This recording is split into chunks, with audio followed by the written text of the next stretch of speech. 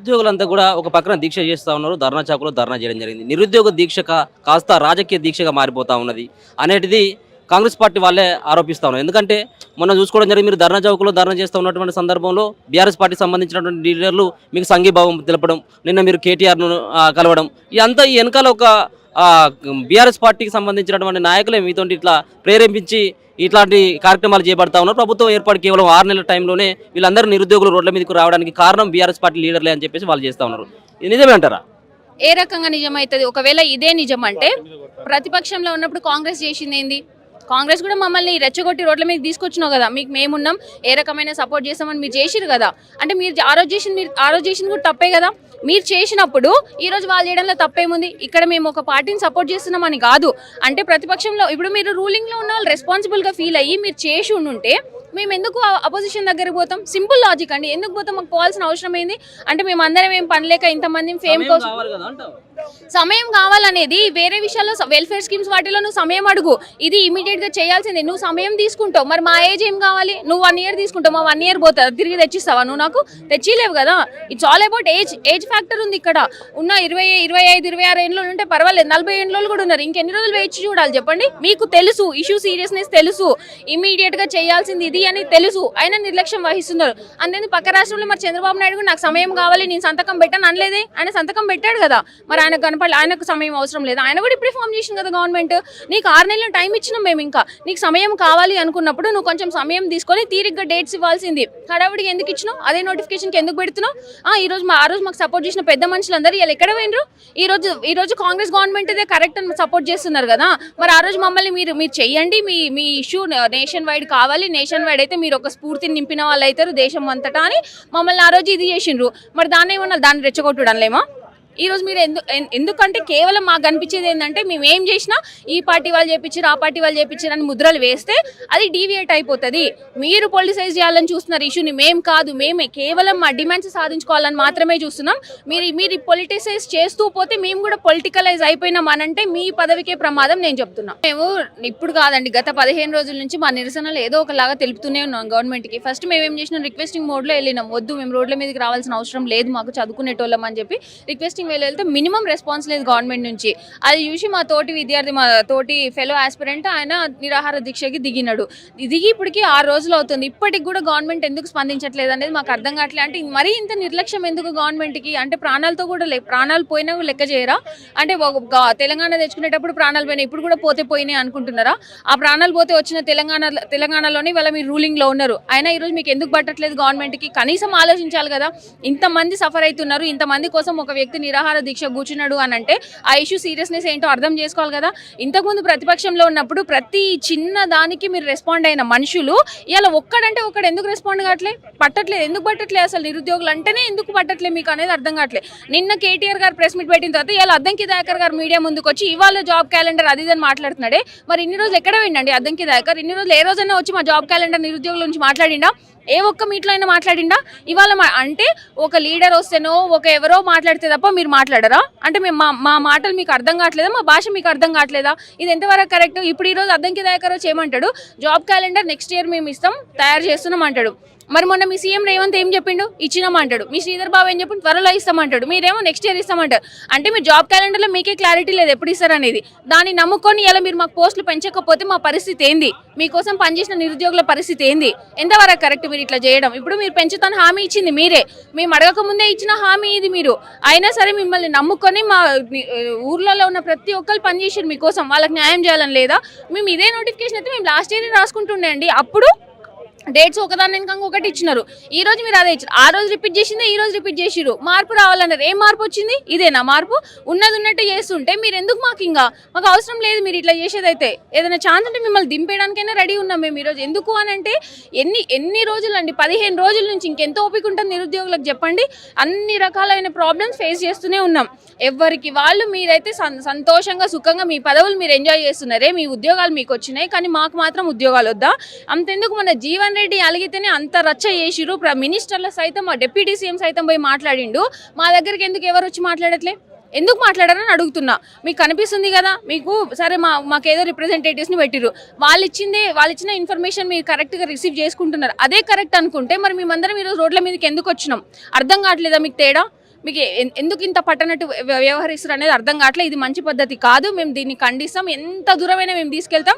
ఆఖరికి చెలో ఢిల్లీ కూడా మేము తీసుకెళ్తాం. రాహుల్ గాంధీ ఆ రోజు అశోక్ నగర్ మా కోసం వచ్చింది కదా, ఈ రోజు మా డిమాండ్లు ఎందుకు తీర్చామని మేము పోయి ఢిల్లీ జంతర్ మంతర్ ముందు కూర్చొని మేము దీక్షకు సిద్ధపడినాం. ఈ రోజు ఒకవేళ గవర్నమెంట్ రెస్పాండ్ అయితే అపోజిషన్స్ రావు కదా.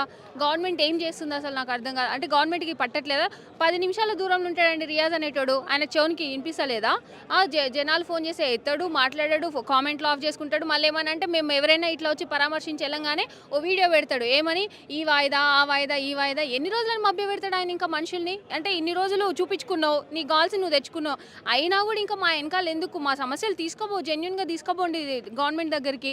ఇవన్నీ పక్కన పెట్టిన రేవంత్ రెడ్డికి కనిపిస్తలేదా? ఇన్ని న్యూస్ ఛానళ్ళలో జరుగుతుంది, ఇంతమంది వస్తున్నారు, ఎక్స్ మినిస్టర్స్ వస్తున్నారు, ఎమ్మెల్యేస్ వస్తున్నారు. ఇట్లా ఇప్పుడు వాళ్ళనైతే కవర్ చేస్తుంది కదా న్యూస్. ఆయనకి ఇంటెలిజెన్స్ పోతలేదా? ఇంతకుముందు అపోజిషన్లో ఉన్నప్పుడు ఇంటెలిజెన్స్ మీద పడేయించినావు కదా, మరి అదే ఇంటెలిజెన్స్ ఇప్పుడు నీ చుట్టూ ఉంది, నువ్వు తెప్పించుకోవాలనుకుంటే తెప్పించుకోవట్లేవా? ఈ నిర్లక్ష్యం ఎందుకు మీకు నాకు అర్థం కాదు. ఎన్ని రోజులు ఇంకా నిర్లక్ష్యంగా వహిస్తారు మీరు? ఈ రోజు ఒక ప్రాణాపాయ స్థితిలో ఉన్నాడు మా తోటి విద్యార్థి. ఆయనకి ఇంకా ఏమన్నా ఎక్స్ట్రీమ్ లెవెల్, ఆయన హెల్త్ ఇష్యూ, ఆయన ఎక్స్ట్రీమ్ లెవెల్ ఏమన్నా వెళ్ళిందంటే మాత్రం ఇది మరో తెలంగాణ ఉద్యమం అనేది తలెత్తుతుందండి. ఇది మాత్రం బరాబర్. నేను ఒక్కటే ఛాలెంజ్ చేస్తున్నా, బల్మూరి వెంకట్ని ఛాలెంజ్ చేస్తున్నా, రియాజ్ని ఛాలెంజ్ చేస్తున్నా, కోదండరామ్ సార్ వచ్చినా పర్వాలేదు. ఎవరు వస్తారో మీ సైడ్ నుంచి రండి, గవర్నమెంట్ సైడ్ నుంచి రండి, మా సైడ్ నుంచి మేము వస్తాం. మీరు ఇప్పుడు నిన్న మా సైడ్ మేము వస్తాం. ఓపెన్ ఛాలెంజ్, ఓపెన్ డిబేట్కి మీరు సిద్ధంగా అండి. మేమైతే రెడీగా ఉన్నాం. Any time open debate. మీరు ఈటీవీ2 పోతారు, ఆ ఛానల్ ఈ ఛానల్ పోయి అడ్డమైన మాటలు చెప్పడం కాదు. బల్మూరి వెంకట్ గారు దమ్ముంటే వచ్చి అశోక్ నగర్లో మాట్లాడు. ఎందుకంటే నువ్వు అశోక్ నగర్లో విజయోత్సవ ర్యాలీలు చేసుకొని పోయినావు. ఈరోజు ఎందుకు వస్తలేవు నువ్వు అశోక్ నగర్కి? ఏం భయపడుతున్నావా మాకు? ఎందుకు భయపడేది ఉంటే నువ్వు కంప్లీట్గా మూసుకొని కూర్చో ఇంట్లో. ఎందుకు ఈ ఛానళ్ళలో అటు ఇటు కానీ మ్యాటర్ ఎందుకు చెప్తున్నావు? నీకు తెలిస్తే మాట్లాడు, తెలియకపోతే మూసుకొని కూర్చో. అంతేగాని అటు ఇటు కాకుండా మాట్లాడి అట్లాంటి చేతలు మాత్రం కరెక్ట్ కాదు. మేము ఇప్పుడు నేను డైరెక్ట్ ఓపెన్ సవాల్ చేస్తున్నా, ఎవరు వస్తారో ఓపెన్ డిబేట్కి రండి. మా తరపు నుంచి, నిరుద్యోగుల తరపు నుంచి వస్తాం. ఏమన్నా అంటే మీరు ఈ పార్టీ రెచ్చగొట్టింది, ఆ పార్టీ వాళ్ళు, ఈ పార్టీ వాళ్ళు అంటారుగా. మేము అప్లై చేసిన అప్లికేషన్ ఫామ్స్తో, ఎగ్జామ్స్ రాసిన హాల్ టికెట్స్తో, ఆ నెంబర్స్ అన్నీ కూడా మేము పబ్లిక్ డిస్ప్లే చేస్తాం. మీరు మీ ఇన్ఫర్మేషన్తో మీరు రండి. మేము మా సైడ్ నుంచి ఉన్న సమస్యలు ప్రతి ఒక్కటి మీకు అన్ని ముందు నుంచి తెలుసు. ఆ ఫోటో ప్రూఫ్లు, ఆడియో రికార్డులు, వీడియోలు అన్నీ ఉన్నాయి మా దగ్గర. మీరు ఎవరెవరిని ఎప్పుడెప్పుడు కలిసి ప్రతి ఒక్కటిని అన్నీ మేము బరాబర్ చూపిస్తాం. మీరు ఓపెన్ డిబేట్కి రండి. ఇదే నా ఛాలెంజ్. ఇప్పుడు ఎట్లా ఇంకా మరి దీక్ష విరమింపజేసేటువంటి ప్రయత్నం ఏమైనా చేస్తూ ఉన్నారో? మీరు అందరూ కూడా చాలామంది ఇక్కడ వేలాది మందిగా తరలి రావడం జరిగింది. ఏమన్నా మీరు మాట్లాడడం జరిగిందా మోతీలాల్తో? మోతీలాల్ గారిని నేను కలవలేదండి, పర్సనల్గా వెళ్తాను. కాకపోతే మా మిత్రులు కలిసి చెప్పేది ఏంటంటే ఆయన ఆరోగ్య పరిస్థితి మాత్రం అస్సలు బాగలేదు. సో మేము కూడా చెప్తున్నాం దీక్ష విరమించమని. కానీ ఆయన చాలా స్ట్రాంగ్గా ఫిక్స్ అయి ఉన్నాడు. నా వల్ల లక్షల మంది నిరుద్యోగులకి న్యాయం జరగాలి, నాకు ప్రభుత్వం నుంచి స్టేట్మెంట్ వచ్చేంత వరకు నేను దీక్ష విరమింపను అని చెప్తున్నాడు. కాబట్టి మేము కూడా ఆయనను సపోర్ట్ చేస్తాము. మాకు గవర్నమెంట్ నుంచి అఫీషియల్ స్టేట్మెంట్ వచ్చేంత వరకు ఇది కంటిన్యూ చేస్తూనే ఉంటాం తప్ప మేము కూడా విరమించాం. అవసరమైతే ఇంకో 10 మంది దీక్షలో కూర్చుంటాం, కానీ మేము మాత్రం వెనక్కి తగ్గం. ఒక పక్కన చాలా రోజుల కానీ చేస్తూ ఉన్నారు. రేవంత్ రెడ్డి ఇంటి ముట్టడి చేయడం జరిగింది దాదాపు 3-4 సార్లు.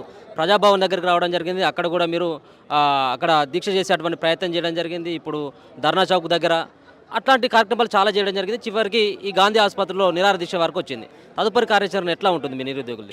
తదుపరి కార్యాచరణ అంటే ఏం లేదండి. ఇప్పుడు ఏ ఒక్క నిరుద్యోగికి కూడా సాటిస్ఫాక్షన్ లేదు. ఇప్పుడు అందరు అంటున్నారు ఏదో కొంతమందే చేస్తున్నారు ఇదంతా అని మాట్లాడుతున్నారు కదా. గవర్నమెంట్కి నేను ఒక్కటి చెప్తా, మీరు కొంతమంది అని మాట్లాడుతున్నారు కదా, మా స్ట్రెంత్ ఏందో త్వరలో మీ అందరికీ మేము చూపిస్తాం. ఆ విషయంలో మేము వెనక్కి తగ్గం. లాస్ట్ టైం చూపించిన స్ట్రెంత్ కంటే డబుల్ ఉండబోతుంది ఈసారి. మీరు దానికి రెడీ ఉన్నారా లేదా మీరు చూసుకోండి. మీరు బెటర్ ఈ బిఫోరే మా డిమాండ్లు మీరు నెరవేరిస్తే మంచిగా ఉంటుంది. లేదు అని అంటే ఇది నేషన్ వైడ్ ఇష్యూ అయ్యేదాకా మేము వదిలిపెట్టాం. కాంగ్రెస్ పార్టీ అబద్ధాలు చెప్పుకొని గవర్నమెంట్ వచ్చిందో మేము వాళ్ళు చెప్పిన హామీలనే అడుగుతున్నాం. వాళ్ళు చెప్పారు పోస్టులు పెంచుతామని, వాళ్ళు చెప్పారు మెగా డిఎస్సీ ఇస్తామని, వాళ్ళు చెప్పారు క్యాలెండర్ ఇస్తామని. ఈరోజు ఏమీ చేయలేదు. మేము అడిగే కొత్త డిమాండ్ ఏమీ లేవు. ప్రతి ఒక్కటి వాళ్ళు చెప్పిందే. ఇప్పుడు మా విద్యార్థి నాయకుడు ఒకతను చేస్తున్నాడు, ఆయనకి ఏం జరిగినా కూడా ప్రభుత్వమే బాధ్యత వహించాలి. ఇది ఆపే ప్రసక్తే లేదు. ప్రభుత్వం మీద కొట్లాడతాము. ఇక్కడ ఏం స్పందన రాకపోతే ఢిల్లీలో జంతర్ మంతర్లో కూడా మేము దీక్ష చేయడానికి రెడీగా ఉన్నాము. మాకు ఇచ్చిన హామీలు నిలబెట్టుకోవాలి, మాకు ఇచ్చిన హామీలు అమలు చేయాలి. మేము కొత్తగా అడగట్లేదు. మీరు ఏదైతే పోయి మీరు ఊరూరా తిరగండి, కాంగ్రెస్ ప్రభుత్వాన్ని తీసుకురండి, తీసుకొస్తే మన ఉద్యోగాలు మనకు వస్తాయి, మేము క్యాలెండర్ ఇస్తాము, 2 లక్షల ఉద్యోగాలు ఇస్తాము, జాబ్ క్యాలెండర్ ఇస్తామన్నారో ఏ ఒక్క హామీ కూడా నెరవేర్చలేదు. మీరు చెప్పిన హామీలు అడుగుతున్నాము. ఇప్పుడు ఈరోజు మోతీలాల్కి ఏమైనా జరిగితే ప్రభుత్వాందే బాధ్యత వహించాలి. అది ఆపే ప్రసక్తి లేదు. ఇక్కడ మీరు స్పందించకపోతే మేము ఢిల్లీలో జంతర్ మంతర్లోనైనా దీక్ష చేస్తాము. ఖచ్చితంగా మా హక్కుల్ని సాధించుకుంటాము. ఇప్పటికైనా ప్రభుత్వం స్పందించాలి. ఈ విషయాల మీద, మా డిమాండ్స్ మీద ప్రభుత్వం ఒక ప్రకటన చేయాలి. లేకపోతే మాత్రం ఇంకా మా ఉధృత చేస్తాం. అవసరమైతే టీజీపీఎస్సీ ముట్టడికైనా వెనకాడము. ఈ 2 రోజుల్లో మీరు నిర్ణయం తీసుకోకపోతే టీజీపీఎస్సీ ముట్టడికి మేము పిలుపునిస్తాము. అప్పుడు జరిగే పరిణామాలు మీరు గవర్నమెంట్ ఆలోచించుకోవాలి. ఇప్పటికైనా ప్రభుత్వం స్పందించాలి. కేటీఆర్ కూడా కలిసినట్టుగా ఉంది. ఏ విధమైనటువంటి సమాధానం రావడం జరిగింది? సార్ ఇప్పటికి గత 6 నెలల నుంచి మేము ప్రయత్నం చేస్తున్నాం సార్. అట్లీస్ట్ ప్రభుత్వం మారితే మాకు ఉద్యోగాలు వస్తాయి అని చెప్పి నమ్మించి మమ్మల్ని నమ్మక ద్రోహం చేసిండ్రు సార్. ఇది ఎంతవరకు కరెక్ట్? వాళ్ళు ఒక్కసారి ఆలోచించారు. వాళ్ళ విచక్షణ జ్ఞానానికి వదిలేస్తున్నాము.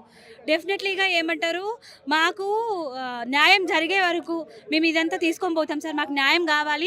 న్యాయం జరగకపోతే ఈ కాంగ్రెస్ ప్రభుత్వం ఏదైతే మా నిరుద్యోగుల తరపున గెలిచిందో అదే నిరుద్యోగులు బై ఎలక్షన్స్ తీసుకొచ్చి మీ పాలన లేకుండా చేస్తాం సార్. నిజం చెప్తున్నా, బైకాట్ చేస్తున్నాం. మీరు మాకు వచ్చి గ్రూప్ 2, గ్రూప్ 3 పోస్టులు పెంచాలి. గ్రూప్ 1 1:100 చేయాలి. డిఎస్సి మెగా డిఎస్సి వేయాలి. ప్లస్ ఇప్పుడు ఎవరైతే మోతీలాల్ అన్న మా కోసం నిరాహార దీక్ష చేస్తున్నాడో ఆయనకు ఏమన్నా జరిగితే మాత్రం ఖచ్చితంగా ఇది బాధ్యత వహించాలి. ప్రభుత్వానిదే. ఏమైనా అయితే ఇది ప్రభుత్వానిదే. మేము దీన్ని హెచ్చరిక అనుకుంటారు, డిమాండ్ అనుకుంటారో జీవన్ రెడ్డి గారు అలిగితే ఆయన దగ్గర పోయి బుజ్జగిస్తారు. మరి ఇంతమంది నిరుద్యోగులు అందరం రోడ్డు మీద పడితే మీకు కొంచెం కూడా కళ్ళకు కనిపిస్తలేరా? ఇంతమంది మీ రోడ్ల తిరుగుతున్నాం సార్. బుక్కులు పక్కన పడేసి మాకు ఒక జీవితం వద్దా? ఏదో ఒకటి మీరు పెంచుతారన్న హామీలే కదా మేము అడుగుతాం. మీరు ఇస్తానన్న హామీలే మేము అడుగుతున్నాము. మీరు ఈరోజు చేయకపోతే మేము ఈ ఉద్యమం అనేది ఇంకా తీవ్రంగా చేస్తాం. మీరు ఇక్కడ చేయకపోతే ఏదైతే అధిష్టానం ఉందో మేము ఢిల్లీకైనా పోయినా మేము పోరాటం చేస్తాం సార్. అంటే వాళ్ళ సమయం కావాలని అడుగుతా ఉన్నారు. ప్రభుత్వం ఏర్పడి కేవలం 6 నెలలు అవుతా ఉంది. ఇప్పుడే రోడ్ల మీదకి ఎక్కి ఈ ధర్నాలు ఏంటి అన్నటువంటి అట్లాంటివి ఈ మీ యొక్క ధర్నాల వెనుక ప్రతిపక్ష పార్టీలు ఉన్నాయని చెప్పి ఆరోపిస్తారు. సార్ మా వెనక ఎలాంటి పార్టీలు లేవు సార్. మేము మద్దతు కోసం ప్రతి ఒక్క పార్టీల దగ్గరకు వెళ్ళి మాకు సహాయం చేయండి అని మేము అడుగుతున్నాం తప్ప మా వెనకాల ఎలాంటి పార్టీ లేవు. ఇంతమంది నిరుద్యోగులు వచ్చారు సార్. పార్టీ వాళ్ళు చెప్తే వచ్చారా? మా బాధ మాకుంది కాబట్టి మేము వచ్చాము. ఒక్కసారి ఆలోచించండి. మీకు గంక కళ్ళు ఉంటే, విచక్షణ జ్ఞానం ఉంటే మీకు కూడా ఇలాంటి అక్కలు చెల్లెళ్ళు ఇలాంటి వాళ్ళు ఉన్నారు. చదువుకునే వాళ్ళం రోడ్ల మీద పడి తిరుగుతున్నాం. మీకు అర్థమైతే మా బాధను అర్థం చేసుకోండి. మాకు పోస్టులు పెంచండి. అన్నకు అక్కడ చాలా సీరియస్గా ఉంది. ఆయనకు మాత్రం ఏదైనా జరిగితే మేము ఎవ్వరం ఊరుకోం సార్. ఇది ఇంకా ఉధృతం అవుతుంది. ఏంటి అంతమంది ఈ రోజు గాంధీ హాస్పిటల్కి రావడం ఏంటి? ఎవరు వస్తా ఉన్నారు? యాక్చువల్లీ ఆర్ఎస్పీ ప్రవీణ్ సార్ వస్తున్నారు. అండ్ విద్యార్థులమందరం మేము ముందే, అంటే ఆయన బాగాలేదు, సీరియస్ కండిషన్ ఉంది కాబట్టి ఆయన దగ్గరకు వెళ్ళి మేము సంఘీభావం తెలపాలని అనుకున్నాము. అందుకే ఈరోజు ఇంత దూరం వచ్చాము సార్. అంటే ఎవరైనా బీజేపీ వాళ్ళు ఎవరైనా రావడం జరుగుతుంది? మేము చూస్తా ఉన్నాం ఎక్కువగా బీఆర్ఎస్ పార్టీ సంబంధించినటువంటి లీడర్లు చాలా మంది రావడం జరుగుతుంది. బీజేపీకి సంబంధించినటువంటి వాళ్ళు కానీ, ఎందుకంటే వాళ్ళు కూడా ప్రతిపక్షంలో ఉన్నారు. వాళ్ళు ఏమైనా మీకు మద్దతు తెలపడం, మీరు వాళ్ళని ఏమైనా కలవడం జరిగిందా? లేకపోతే సెంట్రల్లో వాళ్ళ పార్టీ కూడా ఉంది కాబట్టి వాళ్ళు ఏమైనా కలిసి ఏమైనా మద్దతు కోరడం జరిగింది? ఈరోజు బీజేపీ ఆఫీస్ దగ్గరికి వెళ్ళాము సార్. ఈరోజు వెళ్ళినాము, కలిసాము. ప్రతి ఒక్క పార్టీని మేము కలుస్తాం, మద్దతు కూడా అడుగుతున్నాము. ఓన్లీ బీఆర్ఎస్ ఒక్కటే కాదు, మా వెనకాల అన్ని పార్టీలు ఎవరైతే విద్యార్థి సంఘాలు ఉన్నాయి, విద్యార్థులు ఉన్నాము. ప్రతి ఒక్క పార్టీలు, ప్రతిపక్ష పార్టీలైన అధికార పార్టీని కూడా మేము అడుగుతాం. ఏ ఒక్కరిని వదిలిపెట్టాం. ఎమ్మెల్యే కానీ, ఎమ్మెల్సీ కానీ, మంత్రి వాళ్ళు కానీ ఎవరిని వదిలిపెట్టాం. ప్రతి ఒక్కరిని అడుగుతాం. మాకు న్యాయం జరగని పక్షాన ఒకటి చెప్తాను నేను, హితోదశ కింద కారుణ్యం అని చెప్పి హైకోర్టులో మేము ఏమంటారు పర్మిషన్ తీసుకొని మరి మేము చావడానికి కూడా రెడీగా ఉన్నాం. ఓకేనా? మేము ఎవరైతే మమ్మల్ని ఇంత మభ్య పెట్టుకుంటూ మా జీవితాలతో ఇలా ఆడుకుంటూ వచ్చిండ్రో మేము ఎవరిని వదిలిపెట్టాం. వాళ్ళ మీద కూడా మేము కేసులు పెట్టే మేము పోతాం. మా జీవితాలను ఆగం చేసిర్రు, మా బతుకుల్ని బస్ స్టాండ్ చేసిండ్రు.